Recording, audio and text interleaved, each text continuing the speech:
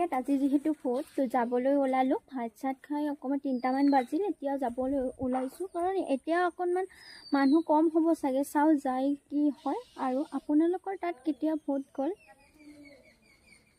আৰু আমি আহিয়ে লাইনত থিয় হৈ ল'লোঁ আৰু মানুহ ইমান নাই কাৰণ ৰাতিপুৱাই গৈছে মানুহবিলাক। আৰু এইখন স্কুলতে মই সৰুতে পঢ়িছিলোঁ। আৰু ভোট দি উঠি আমি ঘৰত খোজকাঢ়ি গোটেইকেইটাই আহিলোঁ। আৰু সন্ধিয়া বতৰটো যিহেতু আজি সেমেকা আছিলে তো ভাবিলোঁ পকৰীয়ে বনাওঁ।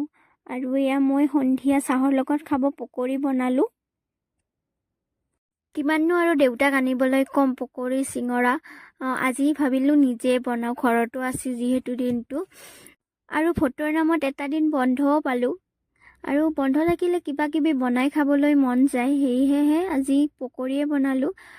আৰু সন্ধিয়া চাহকাপ পকৰীৰ লগত এনজয় কৰোঁ। তেতিয়াহ'লে